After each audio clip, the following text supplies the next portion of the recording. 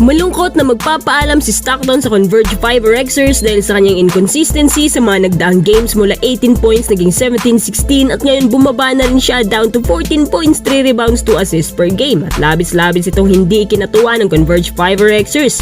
Ang sabi ng interview niya sa Spin na nag-iba na raw si Stockton, malaking factor na raw yan para ma-determine na kailangan na pala siyang palitan bilang main man ng Converge. Kapansin-pansin nga nung mga nakaraang last 11 games niya, talagang do it all si Stockton kahit hindi pumapasok ang shots niya pero naging masipag siya sa kahit saang parte.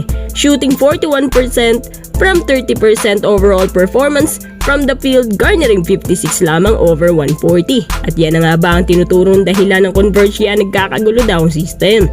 Minsan, pinipilit na lang ni Stockton yung mga tier niya pero di talaga umuubra. Pagkatapos ng solid start ng buong Converge, biglang nagbago pa ng malaki ang percentage, shooting 8 of 26 attempts at 18% sa malalayong distansya. Mabigat na pahayag na isang Converge manager na kapag maayos ang kanyang performance ay sobrang ayos talaga. Pero kung masama ay sobrang sama naman.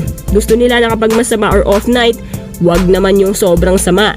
Baka yan pa nga raw ang magiging dahilan kaya mas mapapaagang exit ng Converge sa tournament na to. Sinabi na lang ng manager na yon sa quarterfinals, kapag maganda ang performance niya laban sa Ginebra, diyan na lang din malalaman ang kinabukasan ni Stockton sa kanila kung hahawakan pa ba. Pero kung hindi maganda at inconsistent pa rin, abay alam mo na ang mangyayari. Sino naman kaya ang naiisip ng Converge na ipalit sa kanya? Talaga mag-aagaw buhay na sigurong Converge sa paikipaglaban para kay Ray Parks or sa pagbibigay ng bagong deal kay Mikey Williams kasi si David Deponso matagal-tagal pa. Sila din yung mga taong inaasahan mag-ahon sa Converge.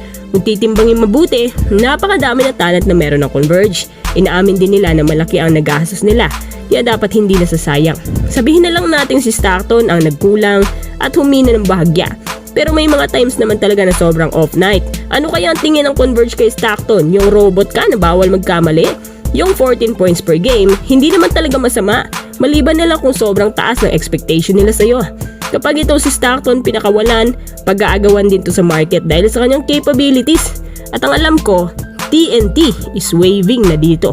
At hindi lang yan TNT, marami pang iba. Isa si Stockton sa mga halimbawa ng mga two-way player na pangontra din sa mga shooters sa PBA. Pero kung hanggang dito na lang ang silbi niya para sa Converge, wala na rin siya magagawa.